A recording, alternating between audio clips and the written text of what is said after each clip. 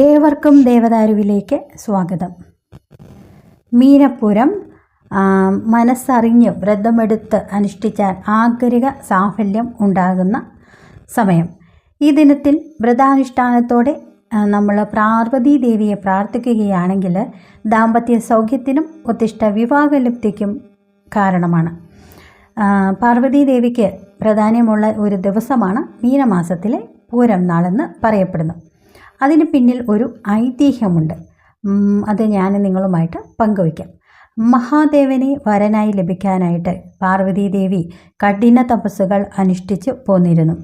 എന്നാൽ സതീവിയോഗത്താൽ ദുഃഖിതനായിരുന്ന ഭഗവാൻ ശിവൻ ദേവിയുടെ പ്രാർത്ഥന സ്വീകരിച്ചിരുന്നില്ല എന്ന് മാത്രമല്ല, ദേവന്മാർ ശൂരപത്മൻ, താരകാസുരൻ, സിംഹവക്ത്രൻ എന്നീ അസുരന്മാരെ കൊണ്ട് വലയുന്ന ഒരു സമയം കൂടിയായിരുന്നു. തങ്ങളെ വധിക്കാൻ ശിവപുത്രന് മാത്രമേ സാധിക്കുകയുള്ളൂ എന്ന വരം നേടിയ ഈ അസുരന്മാർ ത്രിലോകങ്ങളും അടക്കി ഇങ്ങനെ ഭരിച്ചു വരികയാണ്. ഭഗവാൻ പാർവതീ ദേവിയിൽ അനുരക്തനാവാൻ ദേവന്മാരുടെ നിർദ്ദേശപ്രകാരം കാമദേവൻ മഹാദേവന് നേരെ പുഷ്പബാണം അയച്ചു. കോപിഷ്ഠനായ ഭഗവാൻ തൃക്കണ്ണ തുറന്ന് കാമദേവനെ ഭസ്മമാക്കി. എന്നാൽ പുഷ്പബാണശക്തിയാൽ പാർവതീദേവിയോട് പ്രണയം തോന്നുകയും വിവാഹം കഴിക്കുകയും ചെയ്തു. രതീദേവിയുടെ വിരഹദുഃഖം അകറ്റാനും പ്രപഞ്ചത്തിൽ പ്രണയം നിലനിർത്താനും ശാന്തനായ ഭഗവാനോട് കാമദേവനെ പുനർജീവിപ്പിക്കാൻ പാർവതീദേവി ആവശ്യപ്പെട്ടു.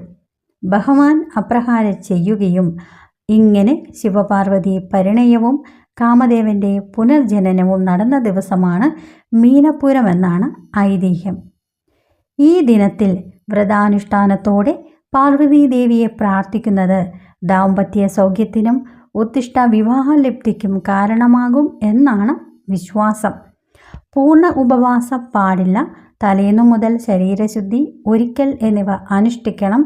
പൂരദിനത്തിൽ സൂര്യോദയത്തിനു മുൻപ് കുളിച്ച് ശരീരശുദ്ധി വരുത്തി നെയ്വിളക്കിന് മുന്നിലിരുന്ന് ലളിത സഹസ്രനാമ ജപിക്കുന്നത് ഇരട്ടി ഫലമാണ്. വെളുത്ത വസ്ത്രം ധരിക്കുക.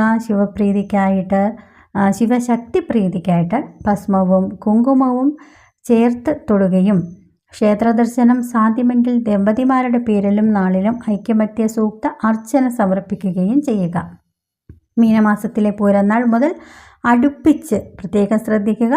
മീനമാസത്തിലെ പൂരം നാൾ മുതൽ അടുപ്പിച്ച് 7 മാസം പൂരം നാൾ ദിനത്തിൽ വ്രതം അനുഷ്ഠിച്ച് പ്രാർത്ഥിച്ചാൽ ആഗ്രഹ സാഫല്യമുണ്ടാകും എന്നാണ് വിശ്വാസം. ഒത്തിരി പേർക്ക് അങ്ങനെ അനുഭവങ്ങൾ ഉണ്ടായിട്ടുണ്ട്. ഒത്തിരി പേർക്ക് ആഗ്രഹ സാഫല്യവും നടന്നിട്ടുണ്ട്. ഏവരും ഒന്ന് അനുഷ്ഠിച്ച് നോക്കുക. ഓം നമഃ ശിവായ. ആദ്യമായിട്ടാണ് നിങ്ങൾ എൻ്റെ ചാനൽ കാണുന്നതെങ്കിൽ ദയവായി സബ്സ്ക്രൈബ് ചെയ്യാൻ ശ്രമിക്കുക. അതുപോലെ ഞാനിടുന്ന വീഡിയോ ലൈക്ക് ചെയ്യുക, ഷെയർ ചെയ്യുക. നിങ്ങൾക്ക് ലഭിക്കുന്നതിനായിട്ട് ബെല്ലൈക്കൻ കൂടി ഒന്ന് സ്പർശിക്കുക. ഇതുപോലുള്ള എന്തെങ്കിലും ഒരു പൊരുളുമായിട്ട് അടുത്ത വീഡിയോയിൽ വരാം. നന്ദി, നമസ്കാരം.